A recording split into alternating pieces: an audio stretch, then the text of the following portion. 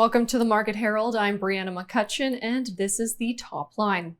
Baselode Energy has intersected one of the best drill holes to date on the Akio uranium discovery with 0.9% uranium oxide over 31 meters. The company discovered Akio of September last year and has since completed over 22,000 meters in its drill program to date, which expanded the footprint of mineralization to over 375 meters along strike and 175 meters wide. Baselode controls over 227,000 hectares in the prolific Athabasca Basin, which is located in northern Saskatchewan. And joining us today is CEO James Sykes. Thanks for making time for us today, James. My pleasure, Brianna. First off, hole 69 seems to be one of the most promising so far in Akio. And I know you're waiting on results for several drill holes. Are you anticipating similar results from those? To be honest, we are, based on some of the scintillometer results that we had previously reported. We're looking at similar style of, potential for a similar style of grades and widths. In particular, hole 65, which is up dip from hole 69. We reported 50 meters of continuous radioactivity. So we're expecting that hole to be a whopper. But there's also other holes that we haven't reported yet that we're still waiting on assay results that should have very similar styles of encouraging mineralization, not just to 69, but also to holes 51, 52. Right. And then what can investors look forward to over the next 12 months at Akio? We got to drill. We got to drill this thing because we really believe in it. We think this is by far one of the best discoveries in the Athabasca Basin in a number of decades. It has a lot of characteristics that could make it amenable to open pit mining. That's something that we need to investigate further. But the only way to get there is to drill. So that's next 12 months. We will put a big focus on Akio and really try to hit it hard and define how much mineralization really is there.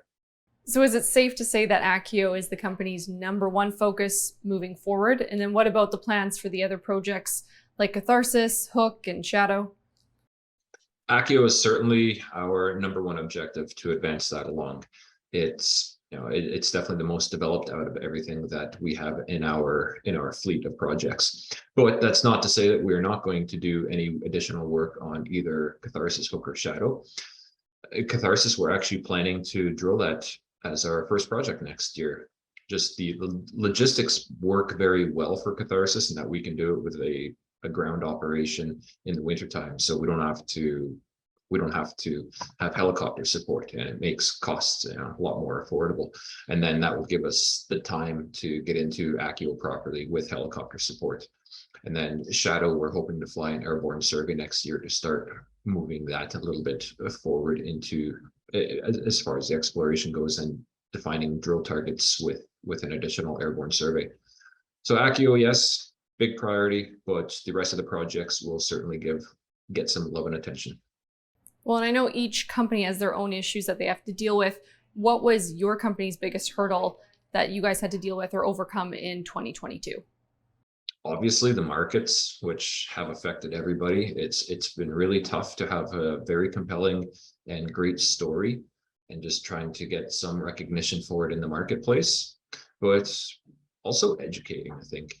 I think that's been one of the things that we've really tried to push and just make people aware of what we've been seeing in the drill core results and trying to help people understand that. And I was watching one of your videos that you had published specifically about Akio, and I can tell the company cares about the public understanding and opinion of what it is doing. And where did that approach stem from? Yeah, thanks. It basically came from that whole idea that we need to educate our investors. Not every investor out there is a geologist or has geological background or training. So we thought it was a unique idea to bring the investors along the ride with us so that they can get into our heads and understand not just what we are doing, but why we are doing it in this particular matter.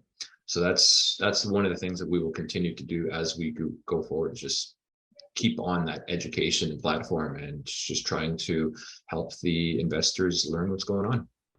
And is there anything else that you'd like to mention that we haven't touched on that you would like investors to know? Just say keep watching for the news. We still have assay results to come out, and they will be very exciting. And just we will have updates throughout the year on some of the projects that we've been working on outside of drill programs, as far as geophysics goes, and some of the features that we're seeing on our projects. We think we've got a very exciting 2023 planned with the diamond drills. So we're encouraged to get out there and just start to show that Accio is not just a one-hit wonder, but a lot of our portfolio has the opportunity for multiple discoveries. Well, thanks again for joining us and answering our question, James, and best of luck with all the drilling to come. Thanks a mil, Brianna.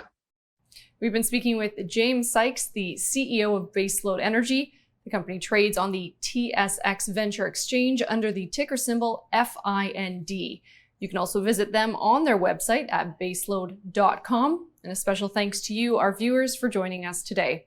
I'm Brianna McCutcheon for the Market Herald. Thanks for watching The Top Line.